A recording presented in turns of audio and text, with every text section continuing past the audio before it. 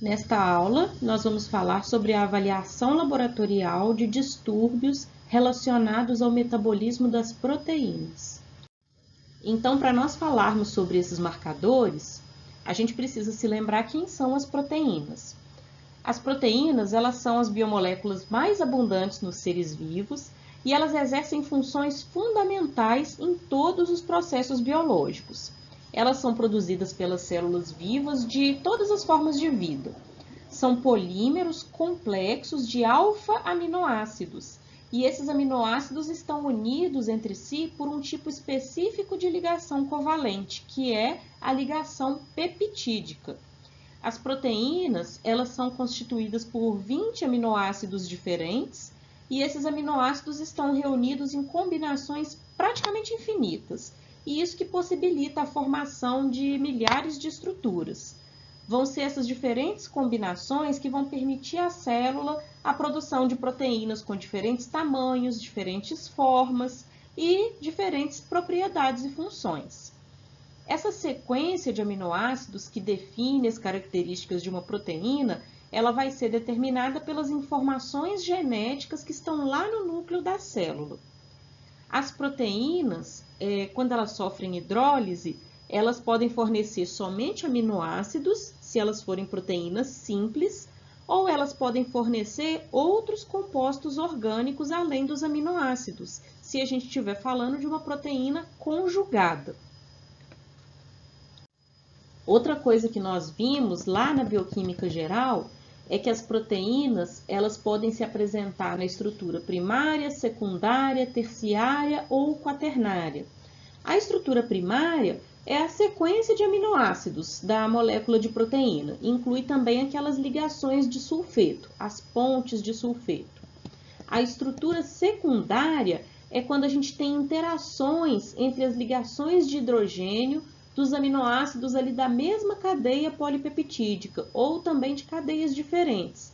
E isso aí vai fazer com que o filamento de proteína se apresente em configurações helicoidais. Isso daí vai produzir a estrutura secundária.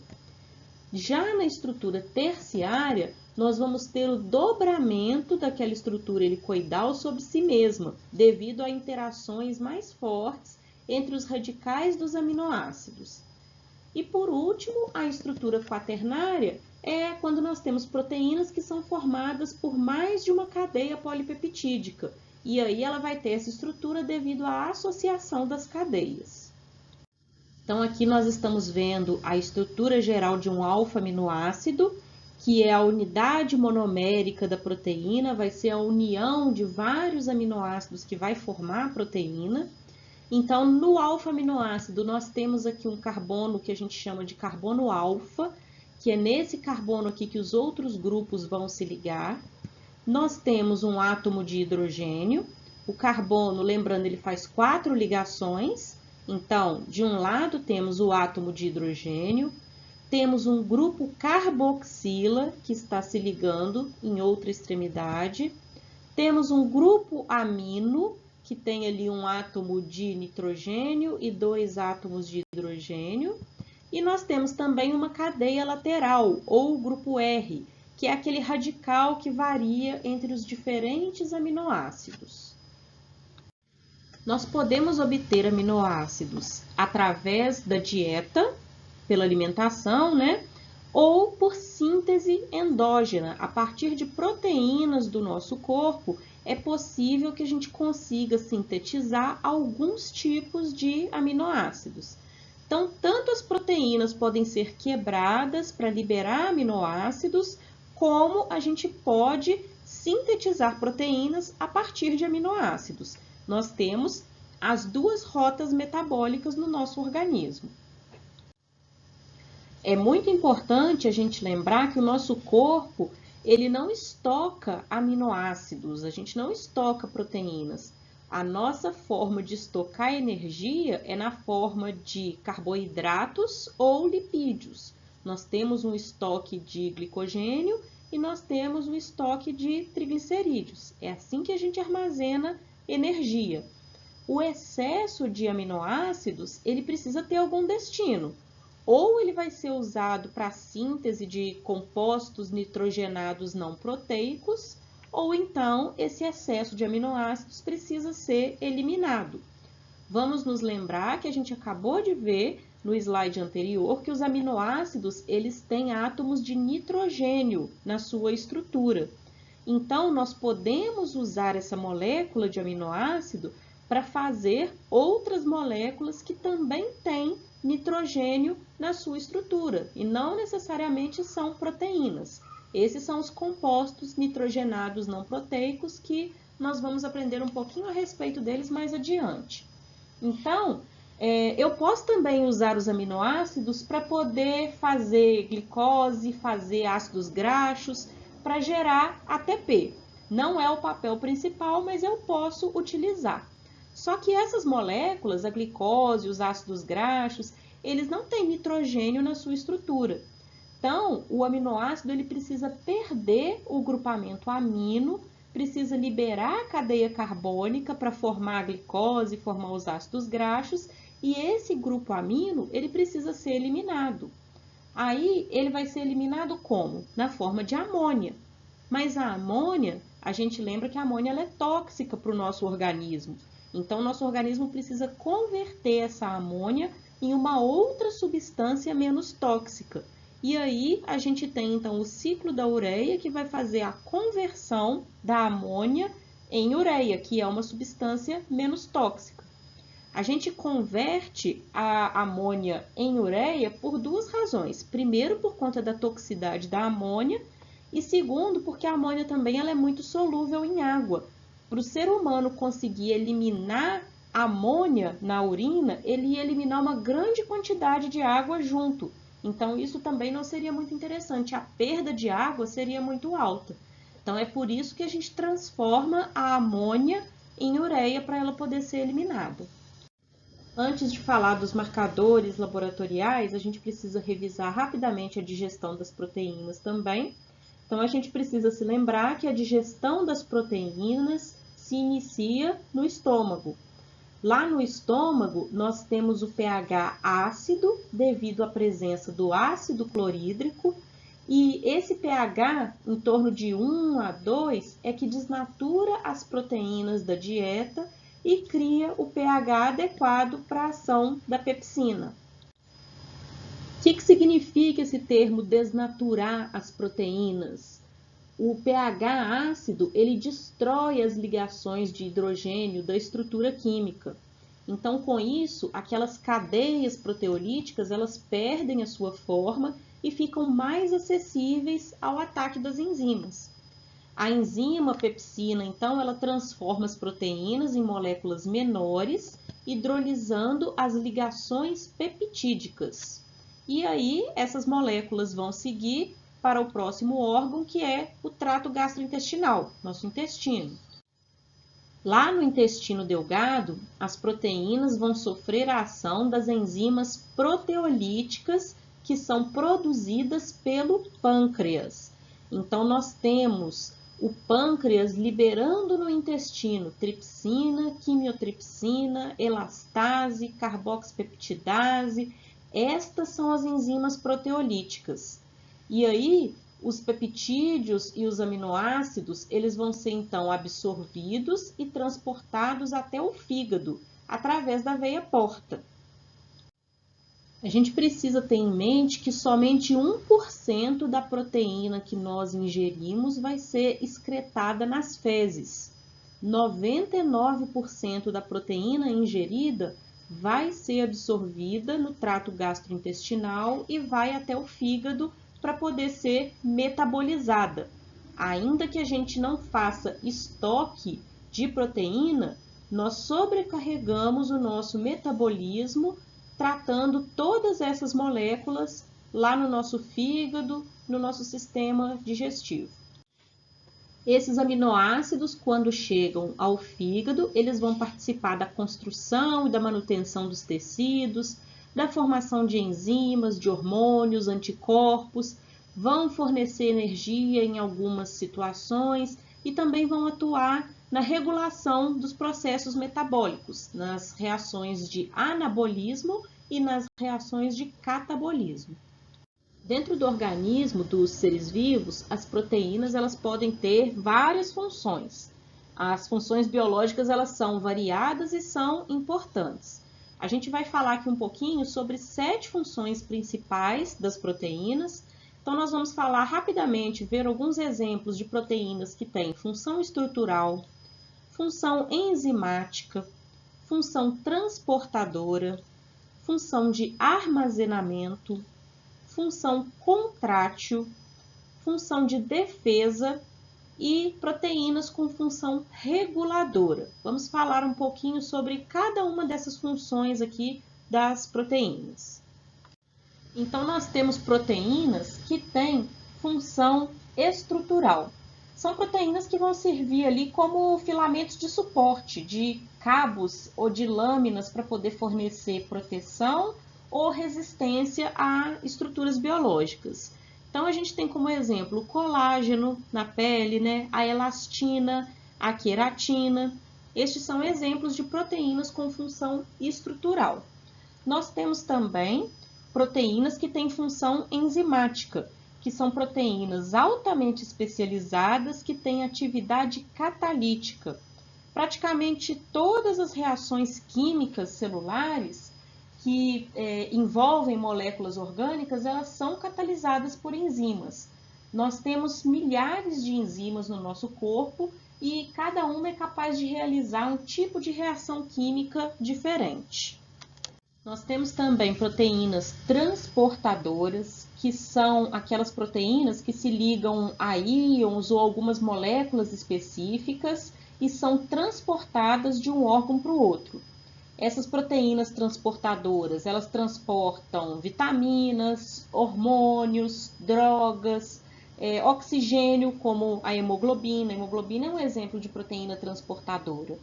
Elas podem solubilizar os lipídios, as apoproteínas, que nós já aprendemos a respeito. Então, nós temos também várias proteínas que estão presentes nas membranas plasmáticas e nas membranas intracelulares de todos os organismos. E elas transportam, por exemplo, a glicose, aminoácidos e várias outras substâncias através da membrana.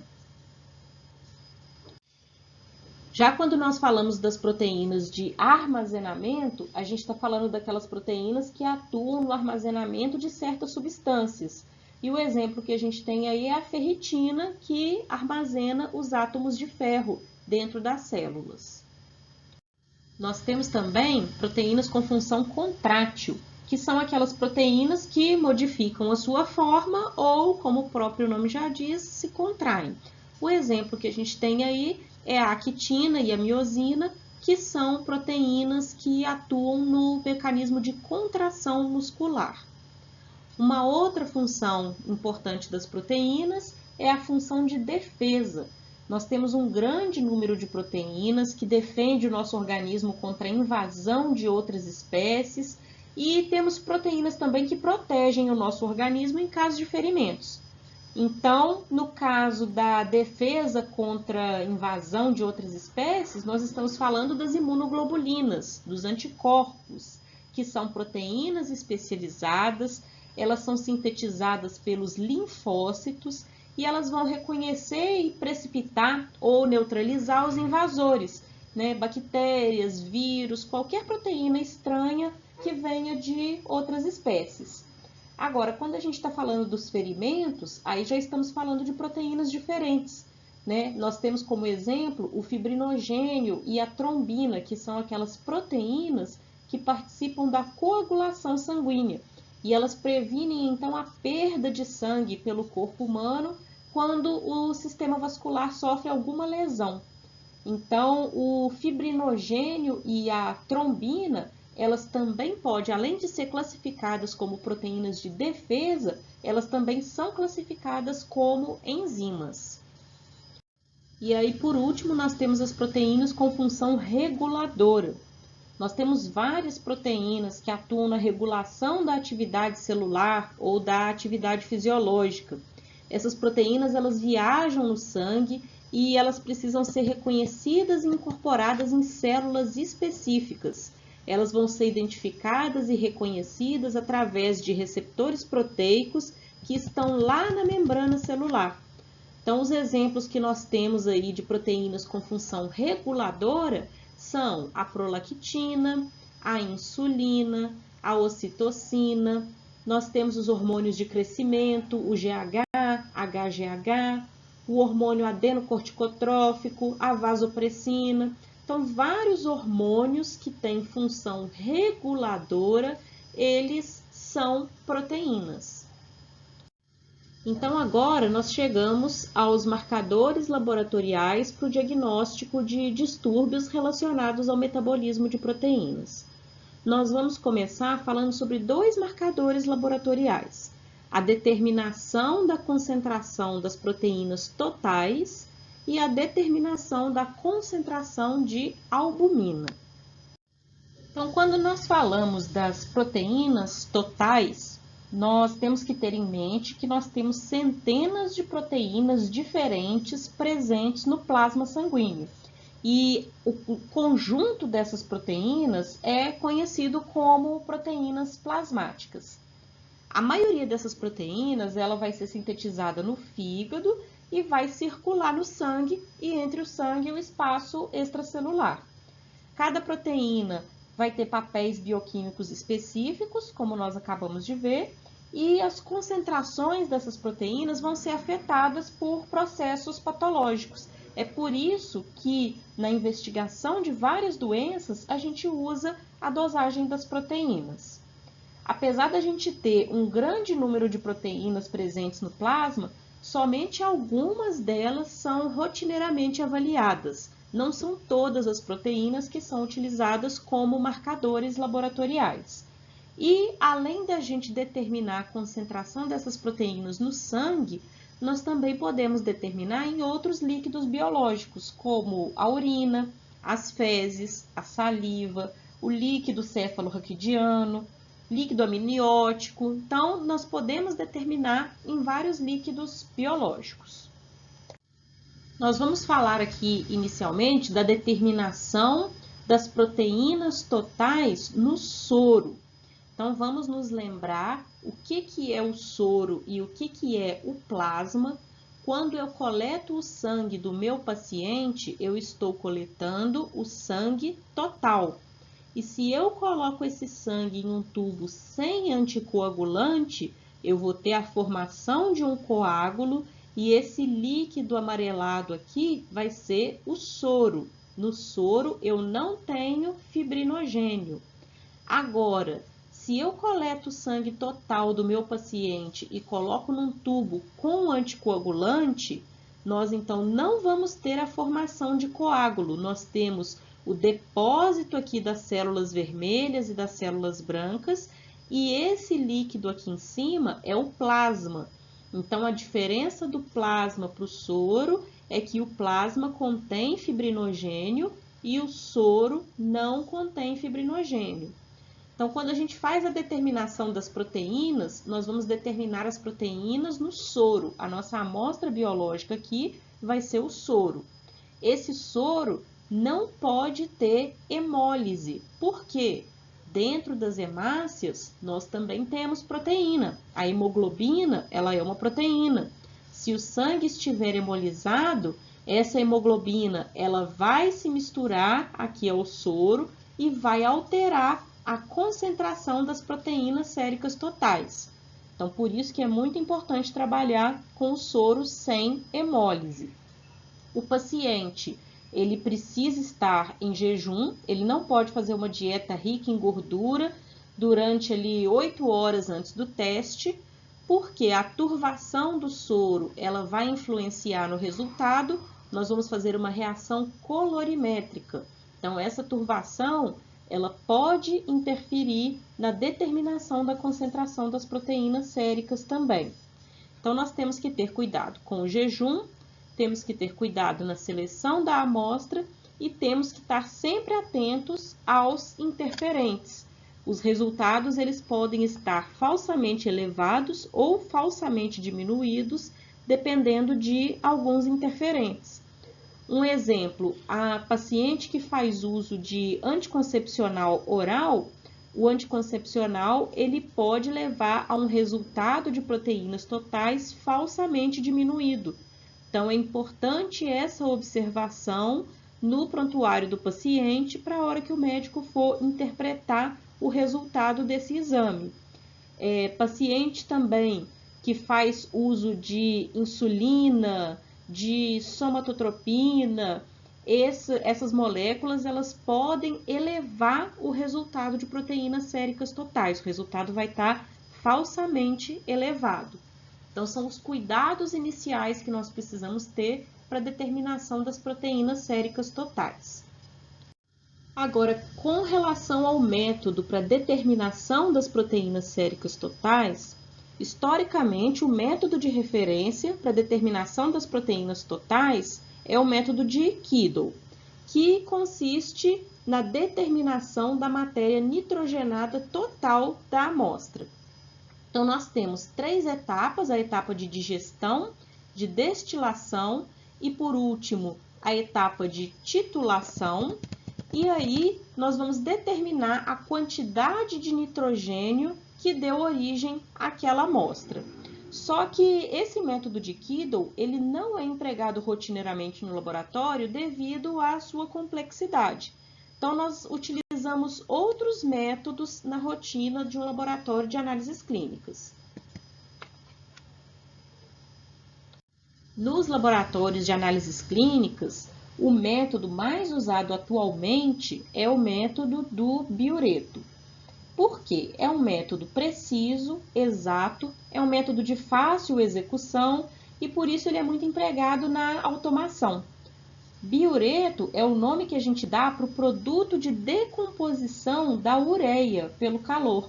Então, quando o biureto é tratado com íons cúpricos em solução alcalina, ele vai desenvolver uma coloração violeta. A gente vai determinar as proteínas, então, por uma reação idêntica à do biureto.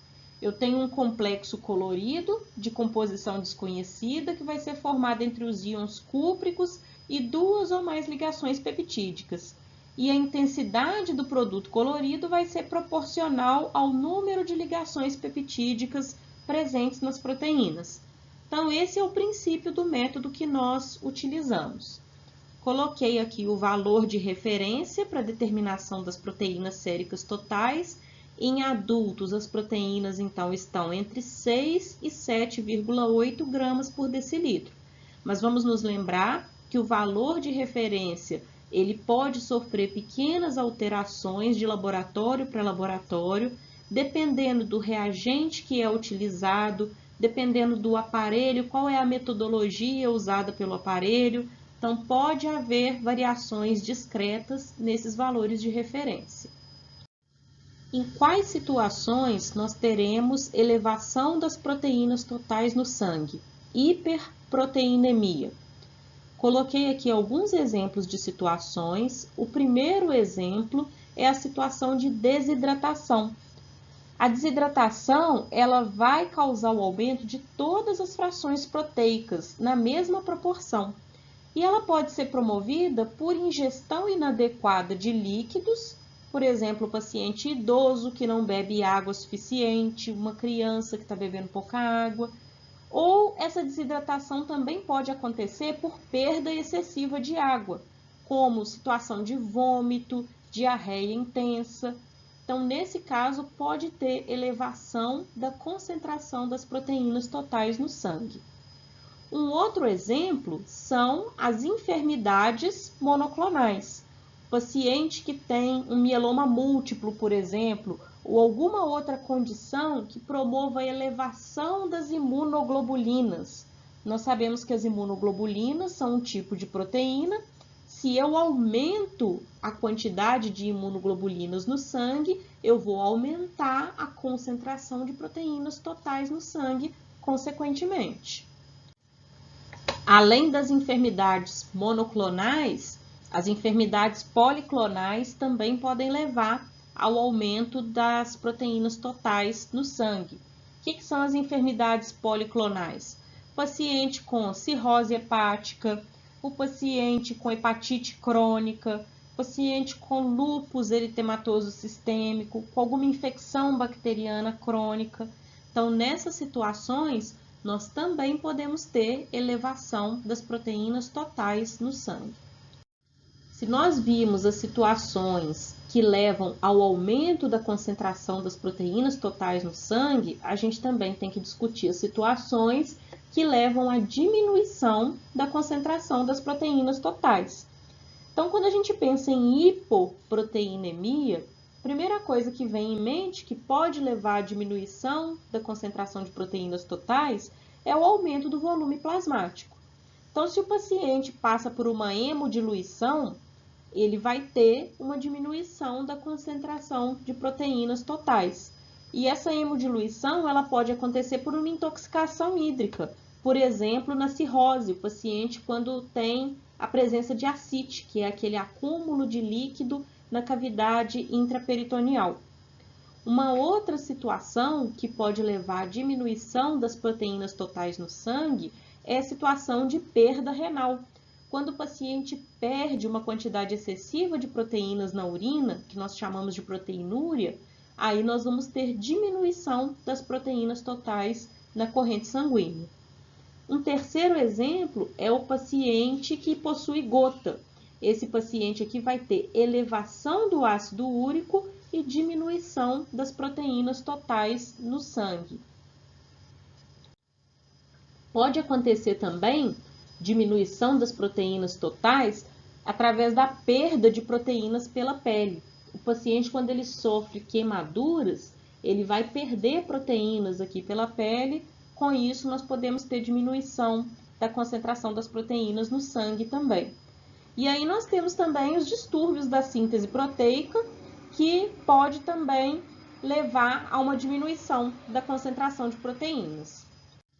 Agora, e esse termo proteinúria? O que é isso? Proteinúria é quando nós temos uma presença de quantidade excessiva de proteína na urina. Normalmente, as proteínas de pequeno tamanho molecular, elas são conduzidas lá para dentro do túbulo renal e elas são quase totalmente reabsorvidas para o nosso corpo. Só que uma pequena fração dessas proteínas, ela é conduzida através dos túbulos e aparece na urina. Então, no paciente normal, paciente saudável, é normal uma pequena fração de proteínas aparecer na urina. E dessa pequena fração, de 20% a 50% é a albumina e o resto é o uromucoide, que é aquela mucoproteína de Tan-Horsfall, que vem lá das células tubulares renais.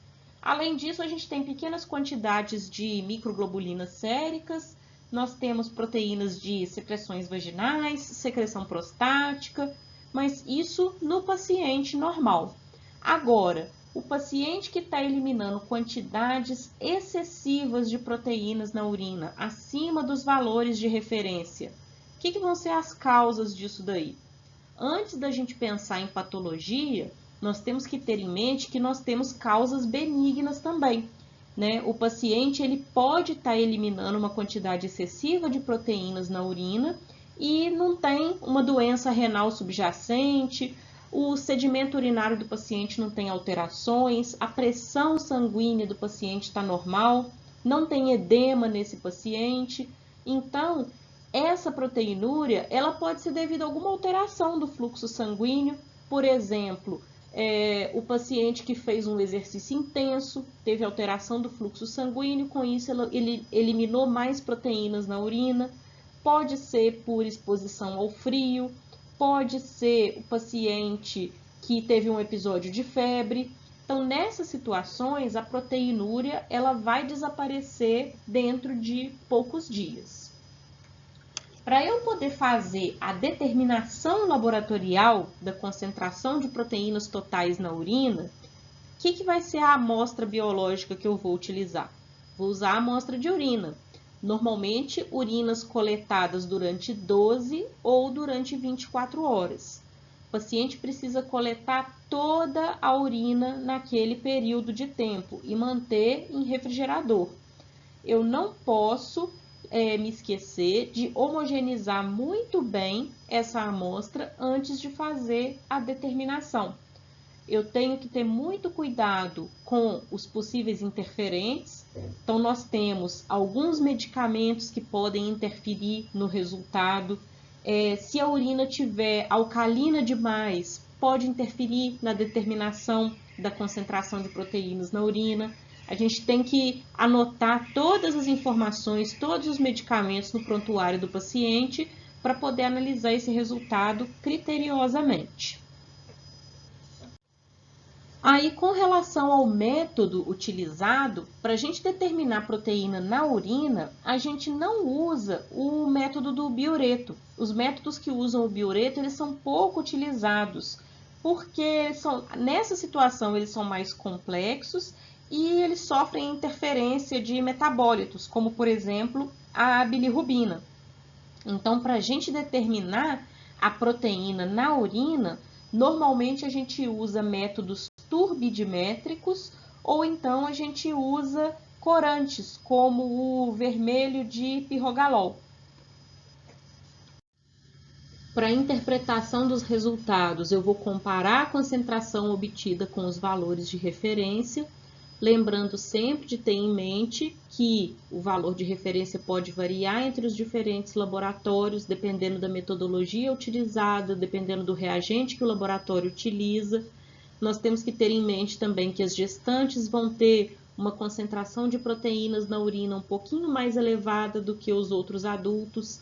E nós temos também que lembrar que após os exercícios físicos, nós temos uma elevação drástica da concentração de proteínas na urina, devido ao aumento do fluxo sanguíneo.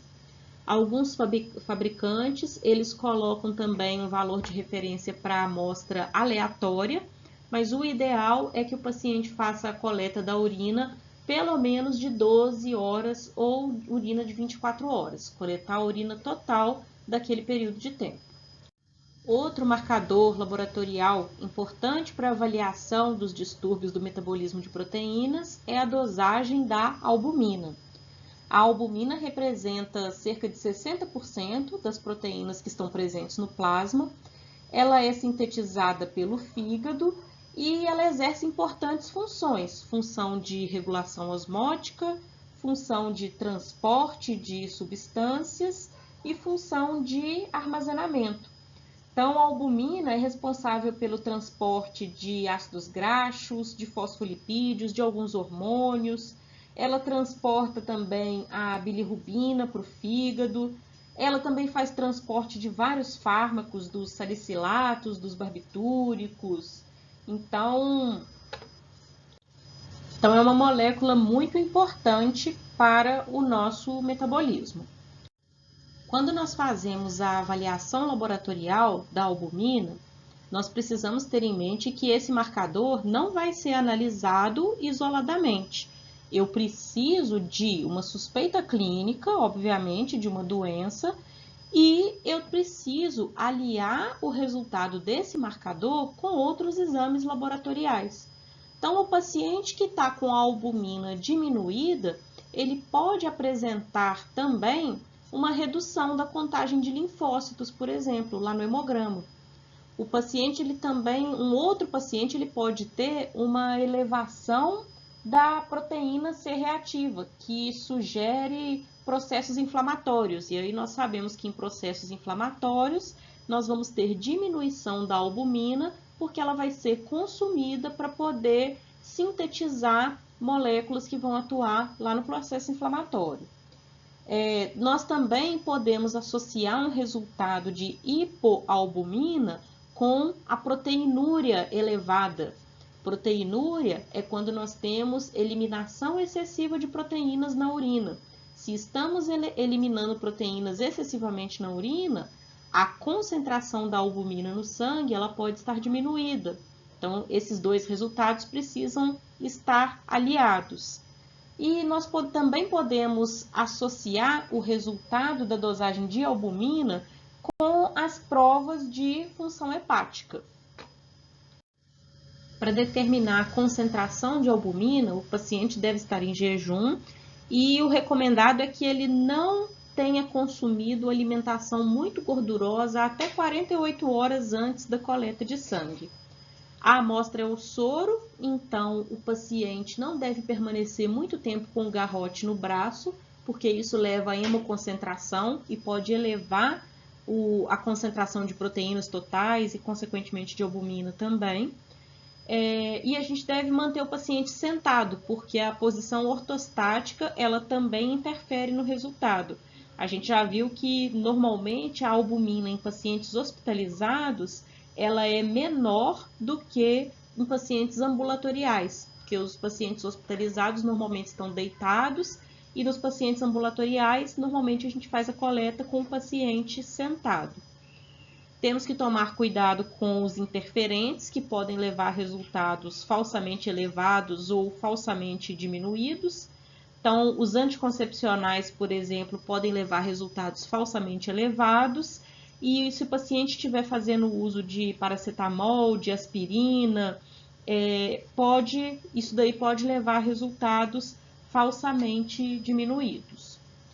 O método que a gente utiliza para determinar a albumina é o método do verde de bromocresol, que é o método de fixação dos corantes.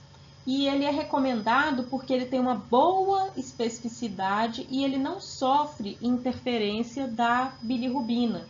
Não sofre também interferência de hemoglobina e nem de lipemia, se a lipemia estiver presente em níveis moderados. Nós podemos determinar a albumina por outros métodos também, como por exemplo pela eletroforese, mas na rotina laboratorial, no cotidiano do laboratório, a dosagem colorimétrica usando o verde de bromocresol ainda é o mais comum. A elevação da concentração de albumina no sangue, ela é encontrada raramente, mas ela pode acontecer no caso de desidratação, de diarreia, o paciente com vômito, pode acontecer durante a gestação, o paciente que possui patologias como lúpus ou no caso de algum carcinoma metastático. Então, tem algumas situações que nós podemos ter elevação da concentração de albumina. Mas o mais rotineiro no laboratório é que a gente encontre uma concentração diminuída.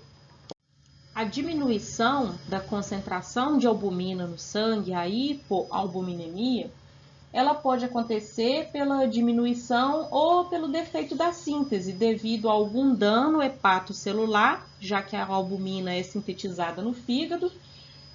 Pode acontecer também devido à deficiência na ingestão de aminoácido, aumento de perda de albumina por alguma doença, e pode acontecer por catabolismo induzido por estresse fisiológico. Então, se nós pensarmos em diminuição da concentração de albumina por redução da síntese, a gente pode pensar, por exemplo, num paciente que tem cirrose. Paciente com cirrose, a síntese de albumina ela vai ser reduzida por perda do conteúdo de célula hepática. Uma outra situação que pode levar à diminuição da concentração de albumina é a ingestão inadequada de proteínas. Então, com isso, nós vamos ter uma redução da síntese durante esse tempo que o paciente não está ingerindo aminoácidos adequadamente. Uma terceira razão para diminuir a concentração de albumina é a perda proteica extravascular. O paciente, por exemplo, que tem síndrome nefrótica, ele vai ter uma proteinúria maciça, ele vai ter uma elevação, ele vai ter uma eliminação excessiva de proteínas pela urina. Então, com isso, a concentração de albumina no sangue vai estar diminuída. Outro exemplo de situação que pode levar à diminuição da concentração de albumina é o estresse fisiológico. E aí a gente pode colocar estresse fisiológico de qualquer tipo. Pode ter o dano tecidual, como a gente viu o caso das queimaduras. O paciente pode ter uma infecção, pode ter um carcinoma, Então, essas situações podem provocar a hipoalbuminemia. Pode ser devido à liberação de substâncias mensageiras lá no local da lesão.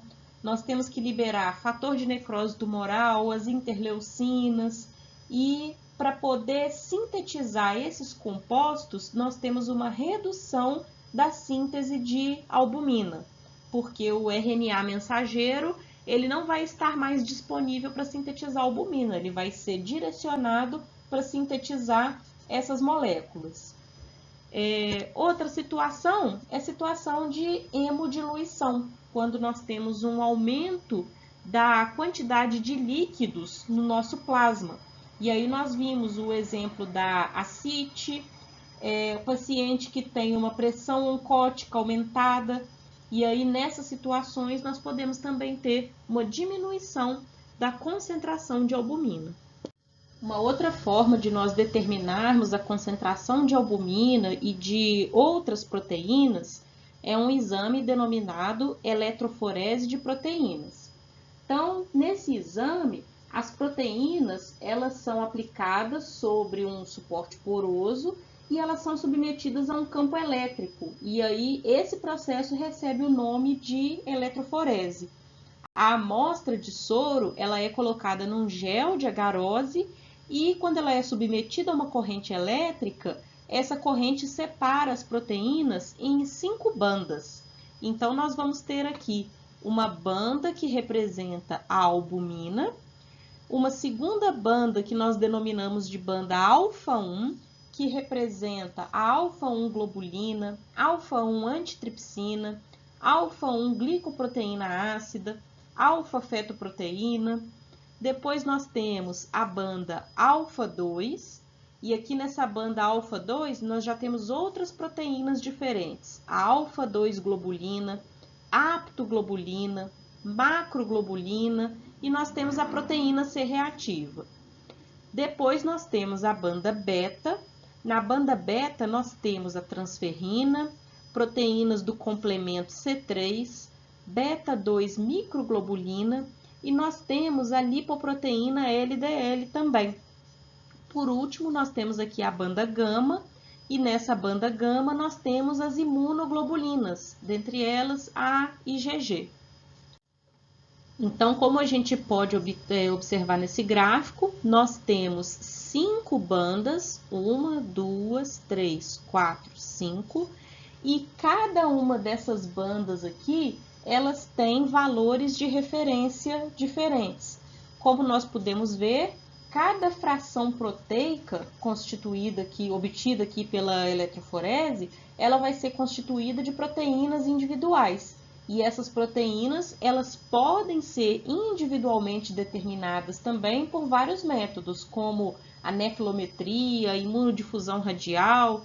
Então, nós temos outros métodos para poder determinar isoladamente as proteínas que fazem parte de cada uma dessas bandas.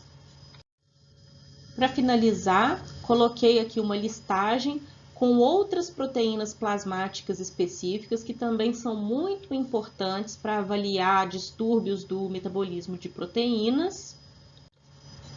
E aí eu convido vocês agora a fazer um fichamento sobre esses marcadores, abordando as principais situações onde eles estão alterados. Quais são as situações em que esses marcadores são interessantes para serem solicitados para auxiliar no diagnóstico clínico?